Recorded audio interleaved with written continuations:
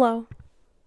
I know this is potentially a startling image for any classic Glitch Witch viewers. Classic as in I've only had this channel since September, so you're not that classic. But regardless, yes, a little goblin did crawl into my bedroom in the middle of the night and rip the front 2 strands off of my hair.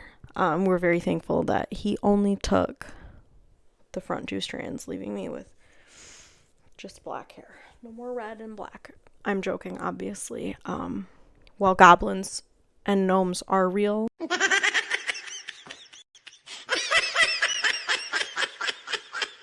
and there's proof, I did just dye my hair black. Every occasion I'll be ready for you. I know I'm boring now. It is what it is. I'm just gonna blend into the sea of other slightly alternative women with black hair. It's a good club to be in. Today, I'm taking it chill. I'm taking it easy. My past few videos have been a little more research intensive. And to be really honest, I just need to kind of regroup and figure out what I want to research next. I have a big video I'm working on up here and kind of writing down that will probably take a while. That's mostly for me. Again, I'm always open to your suggestions. I would love to research weird internet stuff I don't know anything about. But I am glitchwitch.jpg. You can just call me glitchwitch. And I make videos about spooky, scary internet things like analog horror and digital horror and other things too, like creepypastas and old internet lore. But today we're focusing on the analog and the digital horror, which is really my favorite. I'm one of those people. So I'm going to be doing a tier list of every analog and digital horror series / video that I have seen to my knowledge. I'm sure I'm missing one. I'm sure I am. And there's tons that are out there that I have not seen. Again, this is just my opinion, and these are just the ones I've seen. You can absolutely disagree with me. I tried to label the tier list in a way that was not hateful in the lower parts, because I think the beauty of art is that it's subjective, you know? Things I love you may hate, and vice versa. So anything that I am condemning here, don't take it seriously. Like, don't think that I am ripping on the validity or the art. It just didn't entertain me the way that some others did, because I have personal tastes and personal preferences. And I'll link this tier list if y'all want to make your own version of this, because I'm sure we would be very different, and that's the beauty of people. Everybody's different. I kind of assume if you clicked on this video you're familiar with analog and digital horror, but just in case, let me tell you. I think the definitions of these things are divisive these days. I personally just kind of lump them all together, which I know to some people is a no-no, but analog horror is exactly what it sounds like. Analog-based horror stories. So like using VHS technology, any old analog technology. I do think some things that are considered analog horror technically are not analog horror in like literal definition. So that's where you come in with digital horror, which is the same thing but digital based. So, you know, anything after the hardcore internet era. I think that the terms analog and digital horror don't always make sense. Alex Kister, who did the Mandela catalog, recently referred to his work as lo-fi horror, which I think is an interesting term. But I'm gonna stick to analog and digital horror for this. And I'm gonna go ahead and I'm going to so I have the best of the best, which to me is like, I'm an overly generous person. I like to rate things maybe higher than they deserve, but this is going to be reserved for like genre changing, genre defining works. So things that change the game and that I also personally think are incredible. Speaking of incredible, moving down to incredible, these are maybe not as impactful as the stuff in the best of the best, but still just incredible, wonderful works, really nothing bad to say. Full of potential are ones for me that, like, maybe I like the concept, or maybe I like the visual style, but something, like, isn't quite there. It hasn't quite gotten there, so maybe for ongoing series that I think have more potential, or even concluded series that maybe I think didn't reach their full potential, but, like, there's nuggets there, you know what I mean? It's okay. It's okay. It's fine. I don't hate it, but I don't love it. And then truly not for me is, like, I don't like this. It's not for me. But, you know, honestly, the two that come to my head that I'm gonna put in this, that I already know I'm gonna put in this, have huge fan bases that love it. So, you know, exactly why I'm saying not for me, you know? So let's get the ball rolling. First, we have the Mandela catalog. And if you have watched my channel before, you already know I'm gonna put this in the best of the best. I love this series. It is my favorite analog horror series. It follows a town in Wisconsin that is essentially under attack by evil doppelgangers called alternates. There's a lot more to it, but that's your bare, you know, I gotta get through this. There's a lot of them. I think it has changed the game. I think there are dozens of copycats trying to be like the Mandela catalog. It has changed what internet horror looks like. I think Alex Kister has an incredibly distinct visual style, and I think he's a great writer, and he's created great characters. And I think the fact that this has the visuals, the writing, the characters, all that going for it makes it top tier. And it's put a stamp on internet horror. And I mean, I am a feral fangirl for the Mandela catalog. I have an intruder tattoo. Okay? Okay, moving on. So see, it's already gonna get controversial. So here I have Backrooms. Found footage by Kane Pixels, the entire Kane Pixels Backrooms saga. That's what I'm gonna say. I'm gonna be controversial here. I'm putting this in full potential. Not because I don't think it's not wonderful. I think the original, the first Backrooms found footage is, like, flawless, pretty much. I cannot understate how talented Kane is as an individual. Like, he blows me away. His skill as an artist, wonderful.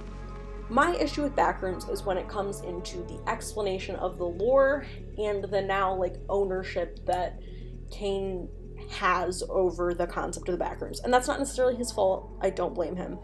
But I personally don't love the async edition, the organization that explains what the Backrooms are, because I think the thing that's so fascinating and almost beautiful about, like, the Backrooms community online before this was the lack of an explanation. I think liminal horror is most successful when there's no explanation.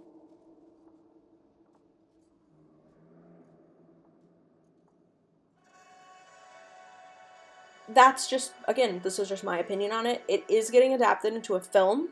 A24 and James Wan's Atomic Monster are putting it out. My concern is that it is produced by Sean Levy, who is an executive producer for Stranger Things, and I worry that they're going to lean heavy into the async and go all Stranger Things on it, and I hope not. But Kane is directing it, which is amazing, because he's so young to be directing a feature film. Okay, next we have Harmony and Horror, which is kind of like a FNAF-esque mascot horror, and I am gonna go ahead and I'm gonna put this in incredible, because I think the animation is really unique. We don't see that CG look a lot in these genres, and I think the twist of it being, like, it's, spoiler alert, it's satanic, it's demonic, and I think it's equal parts really scary and really silly, and I appreciate that about it. So I do think it stands on its own. I think it is incredible. I'm gonna give it, I think outside of the Walten Files, it's probably my favorite mascot horror, analog and digital horror. Okay. Okay, this is controversial. This series, The Man in the Suit, has been a very hot topic in this community lately, and I will say I was tweeting defending it before I'd even seen it, because people were saying some very nasty things to the creator of this series, you know, telling him to harm himself and things like that, and that is, never do that. do not condone that. He is literally just a kid trying to make something on the internet, and as he should. I hope he continues. However, The Man in the Suit is not for me. It is a Godzilla-based analog horror, and it's just incoherent. It is way too text-based. There's too much writing, and the writing has not even been properly, like, run through spell check or Grammarly or anything like that. So it's a hard watch. Like, I sat, my husband and I sat and we watched the whole thing, and it was hard to get through. So it's not for me. I think there's potential if this creator just kind of grinds a little bit more, focuses a little bit more, maybe lets concepts marinate and sit. So while I'm saying it is full of potential, there's, to me, The Man in the Suit itself, there's not enough potential to get it off the ground. I think the creator has potential to grow. He is literally a kid, so he has time. It's fine. But yeah, not for me. So yes, I blindly defended it on Twitter before I saw it, and I still do defend the fact that we should not be bullying anyone, except maybe there is someone on this list that we can bully, but I'll get there when we get there. If you know, you know. If you know, you know. Okay, Midwest Angelica. I want to make a quick update. As I was clipping footage for this video, I saw that Midwest Angelica has had like half of the entire series has been added since I last watched it, and it looks like I would probably really enjoy where it's going. So I'm keeping this section in, but it's just like the first 6 or so videos that I'm referring to. So I am gonna watch the rest of it after this video has gone out, and probably in a future video I'll tell you what I think. Not like a full deep dive on Midwest Angelica, but I'll just mention like, hey, I think it should remain where I've put it, or I think it should go higher. I think there's a chance I will probably, sorry, my air conditioner just came on. There's a chance I will want it to raise up. So I just wanted to make that note because I don't think it's fair for me to criticize half of a series. And again, it's not really criticism, it's just that I don't like sci-fi, but it seems to be going in a direction that is very me. So we're gonna put a pin in Midwest Angelica. I'm gonna put Midwest Angelica in It's Okay. And you know what? It just doesn't do anything for me. It's really well made. It's a science fiction based analog horror. It's like really well produced. It looks really good. I can't find myself caring though. And it is, I'll admit it, I am not a huge science fiction person. I'm just not. Like, it's not for me. I am a capital H horror. So it just doesn't really do anything for me. But, again, if you love it, I'm glad you do. Okay, moving on to Angel Hair. I'm going to put Angel Hair into Full of Potential. I did an entire video talking about Angel Hair and Max 2019. And I kind of covered this already in that. I think that, like, the first half of Angel Hair is incredible. It's about essentially, it seems like it's gonna be like a haunted VHS thing, but it ends up not being that. It's like divine intervention VHS, which is really cool. But once it leaves that and goes into its second season, it just kind of falls off for me. It just didn't work as much.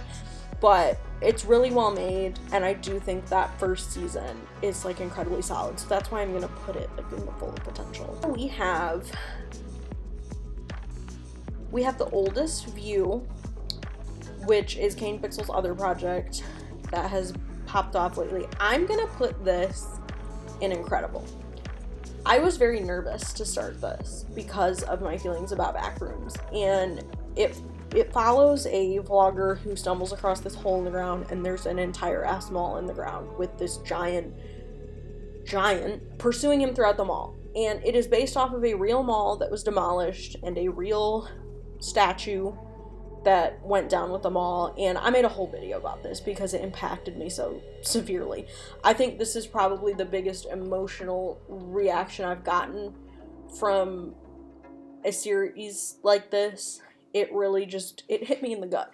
So I'm gonna put it in Incredible. I don't know that it has permeated the culture enough to be put under the best of the best, nor can I, like, sink my little fingers in it enough to put it in best of the best, but it is incredible. Like, there's nothing else to say. It's just so good.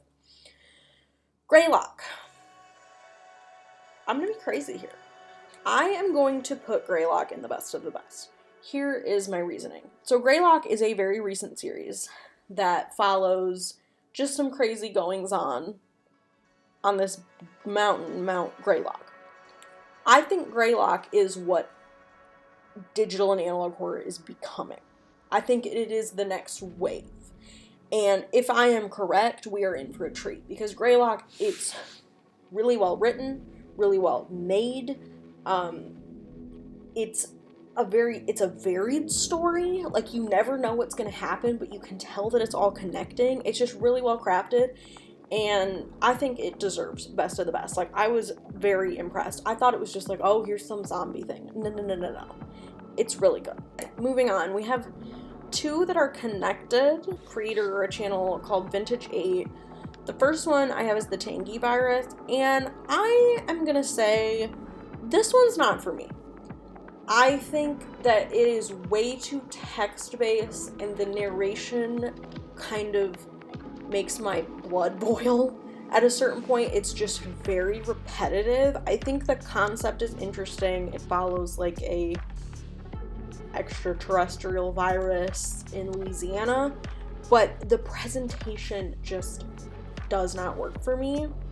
On the other hand, the Oracle project, which is in the same universe as the Tangy virus, I think is slightly more successful, so I'm gonna put it under It's Okay. It follows this like evil AI essentially, and the Oracle, the AI, is actually like tasked with curing the Tangy virus, and I think that part is more successful personally than the Tangy virus. But I do like that this creator is creating this world, and there's actually another one by them later in this story that I think is later in this tier list that I think is the most successful, but we'll get there when we get there. Okay, moving on now. White Stag Education. I'm gonna put White Stag Education under Incredible. This one, at first, I was not sold, but then I got very sold. So it's a like outdoor awareness series that follows some crazy goings on in the New Jersey Pine Barrens. And we got puppets, we got banjos. If y'all didn't know, I'm an amateur banjo player, so I was very excited to see that. And it's just like, it's really fun, and when it gets spooky, it gets spooky. So I'm excited to see where they continue to go, but I would consider it incredible.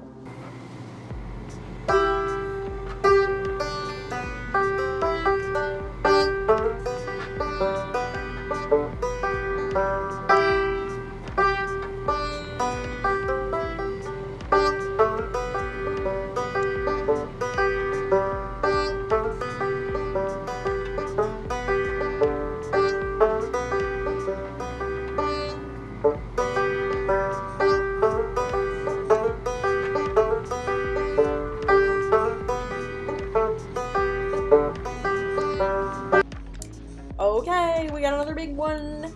It's the Walten Files, and of course, it's the best of the best. The Walten Files has defined what I would consider phase 2 of analog horror. We wouldn't have the Mandela catalog without the Walten Files. It is the best version of Five Nights at Freddy's that exists. I think it is a better version of Five Nights at Freddy's than Five Nights at Freddy's. Martin Walls just has such a distinct visual style. I think that his storytelling is a lot more tight than Scott Cawthon's, and it's just so much fun, but it's also so scary and so sad. So we got new Walten Files coming up. I'm excited about that, but yeah, it goes without saying, this is the best of the best. It's a genre definer for sure. Next, we have the Lacy's Games series, and these are a series of videos on like old lost dress up or flash games like girlsgogames.com, and I'm very impressed by Lacy's Games. So I'm putting her in Incredible. I I don't even know what to say. I showed Lacy's wardrobe to a group of friends literally last night, and they, like, it made them so uncomfortable. And that's the thing, is Lacy's Games handles suffering and abuse in a very upsetting way, but in a very tactful way. And I think that's a really hard thing to do. But they do it really well. They're not easy watches. I will warn you if you've not seen them. It's very hard to watch. But if you think you can handle it, they're absolutely worth the watch. And I think using these old Flash games as a vehicle for stories like this is really smart too, and it's really unique. Next, we have the smile tapes, which is another not for me. I don't get it. I'll level with you all. I have never understood why people like the smile tapes. They feel very Mandela rip-offy, but it seemed like, I thought it was a joke. I thought it was a meme. But it's not. That's all I'll say, I guess. So we have, and this is one that, like, it's more an ARG, but I guess I'm just referring to the videos associated with this ARG, and that's Happy Meat Farms. I think that Happy Meat Farms is incredible.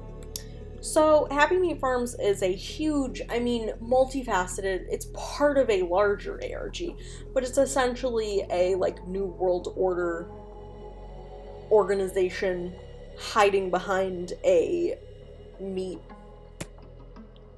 company. And the videos are bizarre. They're gross, but they're so silly and funny and tongue-in-cheek while also being really gross and upsetting. The one thing I will say, if you're watching this, can you tell me if they're using AI on the animals? That's my only thing, is I do think the AI is being utilized, but I hope and I think that they're at least editing the generated images. I hope so, at least, because I really enjoy this, and I see, the creator of this has a very unique vision and is clearly creating things or hiring people to create things.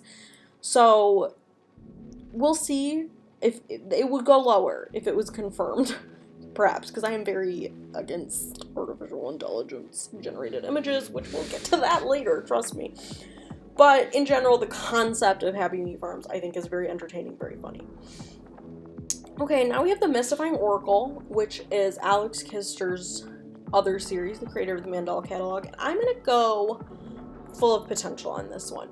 The first two didn't really catch me, but the third, I was like, okay, I see where this is going. And I think the setup is essentially that this young man gets a Ouija board off of eBay and then catches a ghost on tape and goes viral online with, like, the way that scary ghost caught on tape, which I think is really interesting because I love a scary ghost caught on tape moment. I grew up in that era, so I like that he's using that. I just think that it took him a little longer to apply his visual style. So I'm full of potential. I'm excited to see where the Mystifying Oracle goes because I love my boy Alex Kister. Gilbert Garfield. Oh boy, you already know. Gilbert Garfield is very special to me. I think I want to make a whole video on this, but Gilbert Garfield is some of the best satire I have ever seen in my life because it literally hits almost every internet horror trope that there has ever been. I don't know how it does it so well.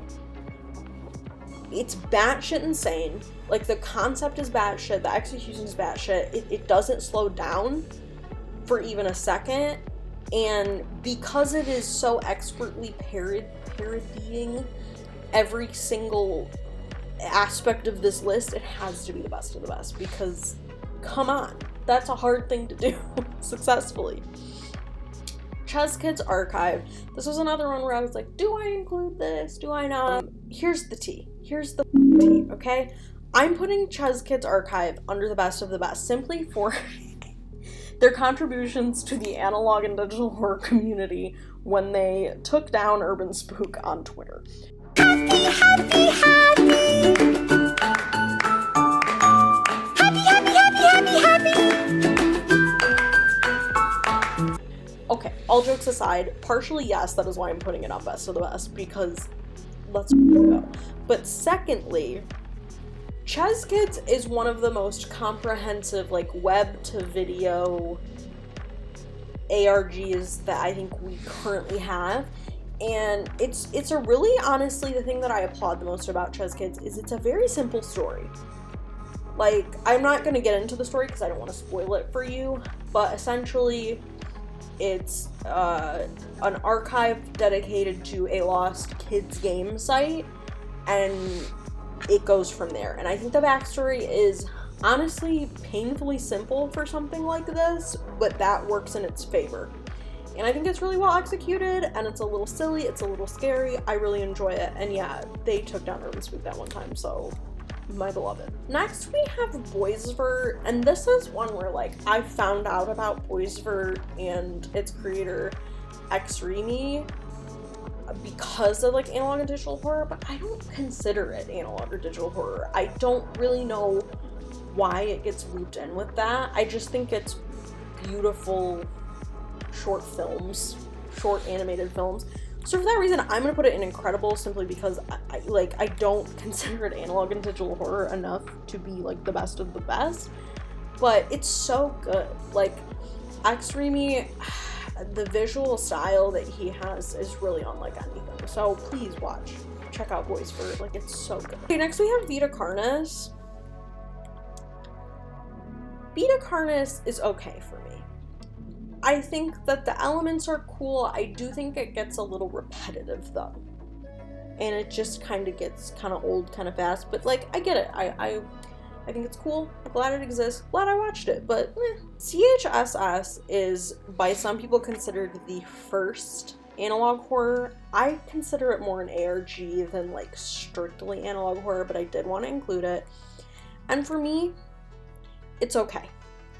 It is so convoluted. That is my issue with it. The story goes so many different places, and it's very difficult to follow, the same way that a lot of ARGs are, but it's just a little too much for me. It's a little too much, but I do applaud it for paving the way. Next we have Winter of 83, which I think is very much capital A, capital H analog horror, and for this one is full of potential for me. I think the acting is what really hurts it, which I know I have Mandela catalog at the top and I'm criticizing acting of a different project, but here we are. But I do like some of the visual elements of this, and I think it's interesting.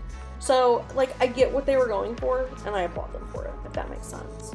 Next we have Dog Nightmares, which I'm gonna put at incredible. I love Dog Nightmares. Like, I love the William Wegman dog portraits, and I was like, it's really hard to make those scary. This shit freaks me out. Like, disturbing, upsetting. It's done really well too. I really enjoyed it. I cannot wait to see where Dog Nightmares goes. I know that she just did casting for the next video or the next season or whatever, and I'm excited to see what happens. Okay. Here we go. Okay. Liminal Land is not for me. My issue with Liminal Land. This is a project created by Nexpo and Nick Crowley, and it is very much, to me, two internet YouTubers being like, shit, we gotta make one of these ourselves, and not really bothering to think it through or want to create it for realsies. It's a liminal amusement park, and everything is AI generated. And that's what sucks, is I know they have the resources, they go on their ghost hunting expeditions together, they have the time and the resources to hire artists if they can't do it themselves, but they chose to just do AI, and that's my issue with it.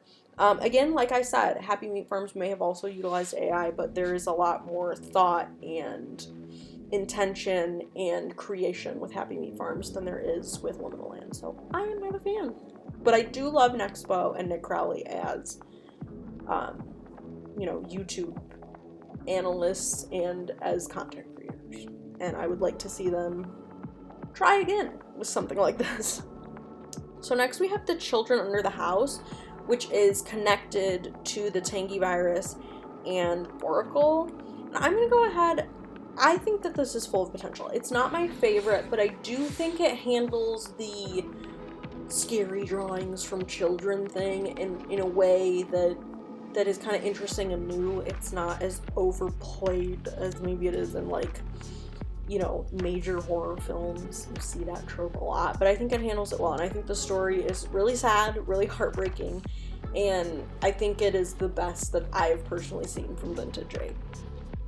So next we have No Through Road, which is a short film. The next two are actually short films, they're not a series. And I think there's a question of, like, if this would be considered analog or digital. And if I included this, why didn't I include things like Marble Hornets? I don't know. So No Through Road, I'm gonna say, is incredible. I think this is a solid short film. I think it just, you know, bam, bam, bam. It's I don't really have anything else to say. It's just really well done, really well constructed, great found footage, great concept. I love to see it. Next, we have another short film, and that is The Kid and the Camera. This, and I'm gonna bring this up again in a second when I talk about a different, we're really just ramping up to the one you know that I'm gonna shit on the most. The Kid with the Camera is incredible. And The Kid in the Camera is gorgeous to look at. Really fun, really captures those old cartoons, you know, the claymation set pieces. Done really well. Narration really cool. And the inclusion of the real photographs. Really cool. The back half of this is so upsetting and so out of nowhere. Like, I get chills thinking about it. And I recently listened to the creepypasta Baraska, and it had the same effect on me. I would say those two things I really like, not content-wise, but in the ability to, okay, like, you think this is going one way, you think this is going one way. Oh, it went that way. Oh, okay, it went that way. That's what this gives me, and it handles, spoiler alert here, violence against children really well, because that is one of the most horrific and horrible things that can happen. And this does it in a way that isn't disrespectful, but the impact hits you, and it hits you how horrible it is. And there's another series coming up in a second that does not do that well. We'll get there when we get there. Okay, Pet Scop. Please don't get mad at me. Please don't unsubscribe. Please don't get mad. Pet Scop to me is full of potential. Pet Scop to me is full of potential. But it is so dense and so convoluted that I just can't follow it. It is so difficult to follow for me. I think that it's a lot of build up to maybe not the most compelling or exciting end. I don't know. I do applaud the effort gone into it. It's just, again, it's not my favorite. It's one that I think I got hyped up over way too much, and then I finally went into it and was like, oh, okay. But I will say, I probably need to give it another chance. Don't Hug Me, I'm Scared is another one. This is one where here's the thing. I'm gonna put it in It's Okay. I've just never been a huge fan, and it's not that it's not good, it's one of those things where it's not for me. Like, this is not my type of humor or not my type of horror, and I'm really thrilled to see it jump to mainstream the way it did, though. Like, anytime something from the internet gets like a TV deal like this did, like, that's a win overall. But for me personally, it's just not my favorite. Next we have the June Archive, which is really interesting because it is a medium that just, like, I was not familiar with. So it covers Flipnote, which was on the Nintendo DS, I believe, and I think I'm gonna go full potential because it's like, I didn't have the connection to this platform, but the idea that it entails of like this forgotten social media kind of eating itself is very interesting, and I think the animations are very successful, so I'm gonna put it in full potential. It's not necessarily my favorite or anything, but you know what, yeah, I'm gonna move it to it's okay. It just, like, it's not necessarily for me. Speaking of not for me, Urban Spooks the Painter. I hate this. This is the only one I'm gonna look you in the eye and say, I hate this. When I was really, really getting into analog horror, like hardcore, like I would call it my analog horror renaissance, because I've loved this stuff for a long time, but I got really, really into it post Skinamarink. I saw everybody and their mother talking about The Painter, talking about Urban Spook. And I saw a lot of negative shit, but I saw a lot of positive shit. So I said, okay, I'm gonna watch this. It is some of the most hack edgelord bullshit I've ever seen, and the worst part of all is there is potential in there. He is a talented illustrator, and he is an even more talented musician. The music in The Painter is maybe some of the best in all of analog horror, but his consistent dedication to gruesome, unnecessary gore for the sake of gore is disgusting. There is complete inappropriate handling of topics such as CSA, SA, animal cruelty, bestiality, among other things, and just for nothing other than to push the buttons. And the thing that is the nail in the coffin of Urban Spook is the way he has responded to criticisms online. He has bullied people, he has not taken criticisms correctly, he has just been vile, and for that I'm comfortable hitting back. It makes me sad because, and Wendigoon made a whole video comparing like how to do analog horror correctly and how to do it incorrectly with Greylock and Urban Spook, and I think he made a lot of good points, because like the thing that I think a lot of people that hate The Painter don't admit is like, yeah, there are things in it that are really cool, but it sucks that the shell of it is just all bullshit. And I'm not gonna get into it. I need to stop. Okay. Local 58, it's literally the GOAT. I feel cringe as hell for calling something the GOAT, seriously. But to me, I know some people say CHSS is the original analog horror. Not to me. Local 58 created what we have now. Local 58 is the granddaddy of all of this shit, because Chris Straub made it, and Chris Straub is the granddaddy of internet horror as far as you ask me. He is not that old. I know you're not a grandpa. I've just heard you refer to yourself as that, sir, so don't get mad at me. It's just perfection. Like, yes, do I think there are series that have done it better since? Perhaps, but we wouldn't have what we have now without Local 58.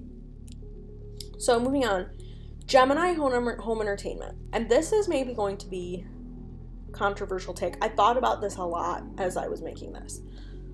I'm putting it in incredible. And here's why. I think that its influence has dimmed over time. I think that it is almost too similar to Local 58 in some ways. I recently rewatched it with a group, and it just did not hit the same way I remembered it hitting originally, and I think that's just because I've seen more since. But regardless, this is just me qualifying why I'm not putting it in the best of the best. I think it's incredible. I do think it is groundbreaking. It is really well made. I do think the plot gets a little mushy sometimes, but mad respect to Gemini Home Entertainment. I'm gonna flip these. You'll see why in a second. Anyway, Monument Mythos. Okay, I'm doing it. I'm putting it in best of the best. And I know some people may take issue with me putting Gemini in incredible and Monument Mythos in best of the best, but Monument Mythos is insane, and it's incredible. The visual language that Alex Casanas has created with all of his series is unlike anything I've ever seen. And the ability to tell the stories that he tells, incredible. Like, I'm gonna get personal. It's my YouTube channel. I can do whatever I want.